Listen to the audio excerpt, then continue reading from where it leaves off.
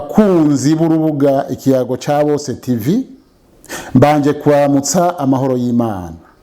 Jewe mubona ndi hano imbere ya kamera nitwa Nimenya Emmanuel, nkaba nkomoka mva mu ntara ya Bururi, hanyuma nkaba mfise imyaka 64 y'amavuka, nkaba ndi umukukuruke.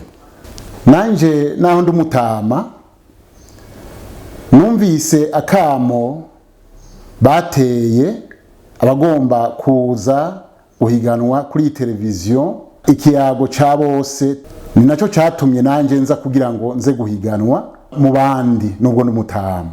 Nagomba ndabashikirize kukahise icambere. Jewe ndagomba ntangure uko abatware batwaye iki gihugu bamwe atari bose babayeho. Turabona umwami Mwambutsa, niho ngiye guhera.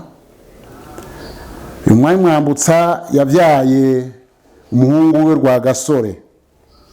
Uyu Rwagasore yari umuhungu wa Mwambutsa. Rero Rwagasore amaze kwiga, ahejeje amashuri yisumbuye, araheza arahaguruka aja kwiga kaminuza mu Bubiligi. Amaze guheza kaminuza yaje avuga ati ngomba ndondere independence canke ukwikukira ku Burundi. Hanyuma araza atanguza umugambwe Iprona. Uyu mugambwe amaze kuwutanguza niho umugambwe Iprona watsinze. Umaze gutsinda ntibamworohereje kuko yari afise intumbero idasa n'iy'abami bose bagiye barakurikirana, kuko wewe yaje agomba gukuraho ibibazo byari bihari, cyane cyane hari ukuntu abanyagihugu batahuza, hariho abahutu, hari abatutsi, hari n'abaganwa, cyane cyane nibo bavugwa bo. Kugira ngo yerekane akarorero, wewe yaciye arongora umugore w'umuhutukazi. Hanyuma ibyo ntibyashoboye guhimbara benshi, niho haciye abagiye cyo kumugandagura. Umuganwa Rudoviko Rwagasore icyatumye arondera intahe yo kwikukira hari ubukoroni mu Burundi, ni ukuvuga ababirigi nibo bari barakoronije Uburundi. Hanyuma agira ivyiyumviro muri we byo kwikura ko abanyamahanga aribo bakoroni b'ababirigi. Ico naco nikindi cyatumye bamwica, bamugandaguye. Mu kibanza ciwe haci hajaho Ntare wa gatanu. Aho umwami yari amaze gutanga. Ntare wa gatanu amaze imisi itari myinshi, baciye bamukubita kudeta canke bace bahirika ubutegetsi bwiwe. Yahiritswe nande? Ngomba tuvugane iki gice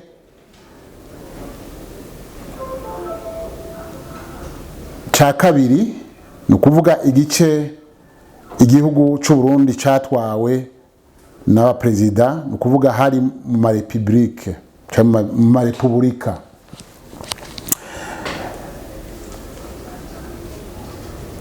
Umuperezida wa mbere cyangwa umukuru w'igihugu wa mbere yabaye Michel Micombero. Uwo yatwaye 1966 gushika mu mwaka wa 1976. Hanyuma hacaza Jean Baptiste Bagaza nawe yatwaye mu mwaka w'igihumbi kimwe amajana 976 niho yahereye. Hanyuma yashikije ageze mu mwaka w'igihumbi kimwe amajana 986 baca bakura ubutegetsi bwiwe, ahirikwa n'uwitwa Pierre Buyoya. Uwo niwe yamukuye aho hari mu gihumbi kimwe amajana 986. Hanyuma agejeje mu mwaka w'igihumbi kimwe amajana 993 habayeho amatora. Hanyuma harabo kwiyamamaza.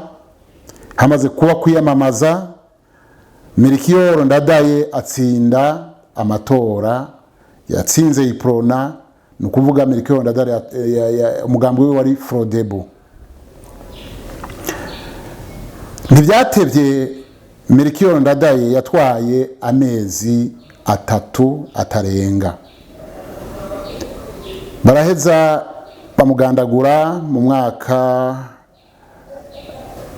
w'igihumbi kimwe amajana 993 itariki 21 murantunga z'ukwezi kw'icumi muri 1993, igihumbi kimwe amajana 993. Murumva ko atarengeje amezi 3. Hanyuma hagati aho haraciye ibintu, bakiri ko bararondeza ingene hoboneka umusubirira. Baciye inama nshingamateka yari iriho muri ico gihe, yaciye itora Cipriano Ntaryamira mu gihumbi kimwe amajana 994. Nawe nyene ntibyatevye, yatwaye amezi 3 adashika neza, avuye mu biganiro kuronderera amahoro igihugu. Yaraje n'indege mu Rwanda, ageze mu Rwanda indege barayikorora, uyo abarapfuye abaratashe. Hanyuma inama nshingamateka imaze kongera gukorana, baciye bashiraho umukuru w'inama nshingamateka Ntibantunganya Sylvestre, kuko niko byari biteguwe. Iyo umukuru w'igihugu atahari, yitavye Imana canke ahuye n'ibindi bibazo, umukuru w'inama nshingamateka niwe yategezwa kumusubirira. Niko byari byanditswe mu ibwirizwa shingiro ry'ico gihe. Hanyuma Sylvestre Ntibantunganya yatwaye mwaka w'igihumbi kimwe amajana 994, ageza mu mwaka w'igihumbi kimwe amajana 996. Haciye igihe atwaye igihugu, Pierre Buyoya agaruka ubugira kabiri, aca yongera gukura President Ntibantunganya. Yamukuye mu mwaka w'igihumbi kimwe amajana 996. President Buyoya aratwara kugeza 2001. Bakunzi b'ikiyago ca Bose TV,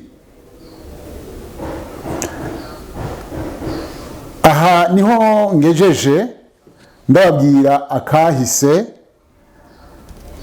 cyane cyane kerekeye intwaro z'amarepublika ingene zagiye ziratwara.